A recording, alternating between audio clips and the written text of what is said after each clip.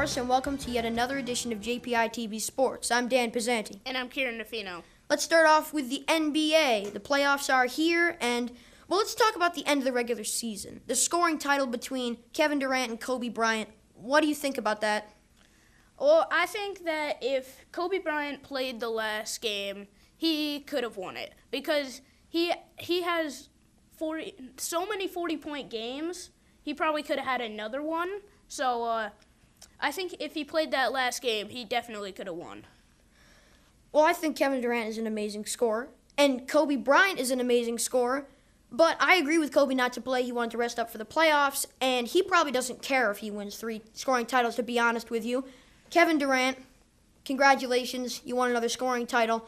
Kobe wouldn't care, I don't think. What do you think? Who's the threat in the playoffs this year, and who do you think is not going to be threat in the playoffs? Well, first off, not the Thunder.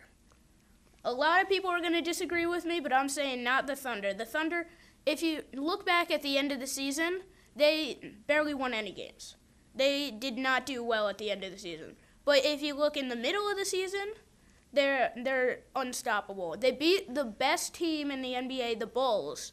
They demolished the Bulls, and then they lost to the Wizards. I think the Spurs are going to be the team this year. Maybe the Spurs have been favorites in the past few years, but they have never been able to get it done. This year with an older team, Greg Popovich, possibly the coach of the year, coaching. Tim Duncan, the older big guy, he might be able to get it done. And I think the Thunder is a threat. And I don't know about the Spurs. They've never really been able to get it done in my past memory. But we'll have to see. I mean, I think pro basketball is an easier tournament to predict, but it's still pro basketball, and anything can happen. Well, I think that wraps up the NBA. Let's kick it down to Ty for the Ty Gallagher Report.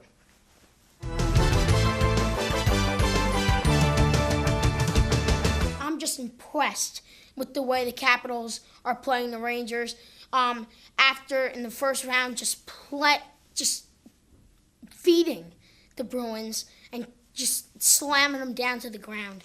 It was fun to watch, and I think the Caps will take the series against the Rangers. I'm not just saying that because I'm a Devils fan. I just think the Capitals have it this year. Alexander Ovechkin played a great game. Their young goaltender, Holtby, I think he's going to keep them in the series. And then the Flyers and the Devils. The Flyers I've never liked. But the Devils, I like them, I like them in this series. I think Marty Brodeur needs to come up strong. Claude Giroux and the Flyers, I think they're going to pick it up in offense in a couple games. But the Devils are going to play with them. They're going to play hard. They're going to challenge the Flyers. And that's what I like when teams challenge the Flyers. The Penguins did not challenge the Flyers whatsoever. I was waiting for the Penguins for the playoff fever for the Flyers.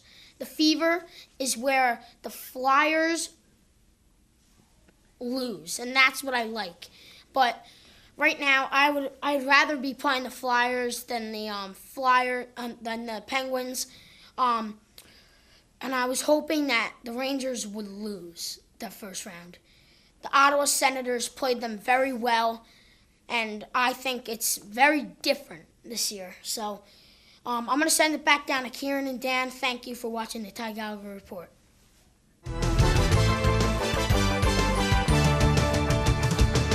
Thanks, Ty, for another great report.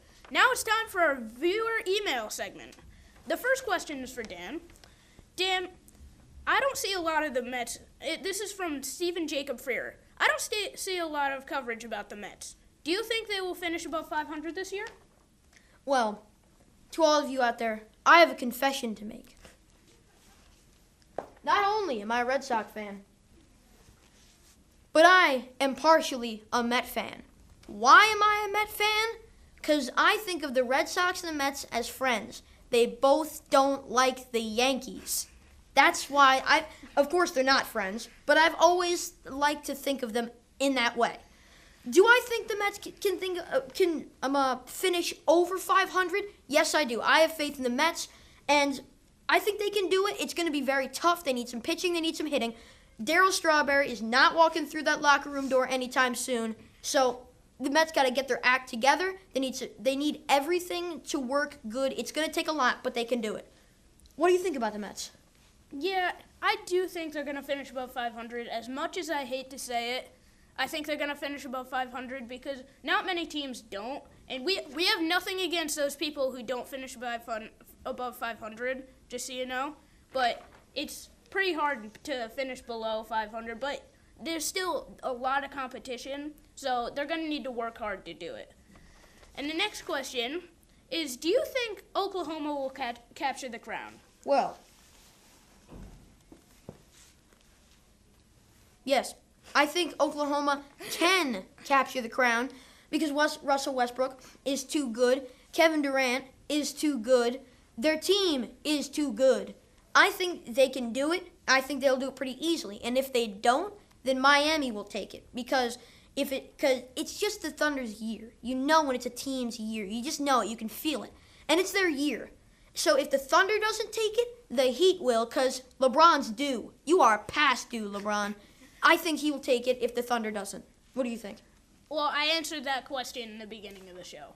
No, they will not take it. They will not go all the way. I'm sorry, but they're just not looking good this half of the season. They're not a good team right now. They need to pull their act together because there's going to be competition now in the playoffs. It's the 16 best teams in the NBA. They got to pull their act together if they want to do it. Well, I think that wraps up our show. I'm Dan Pizzani. And I'm Kieran DeFino. And remember, no one circles the wagons like the Buffalo Bills.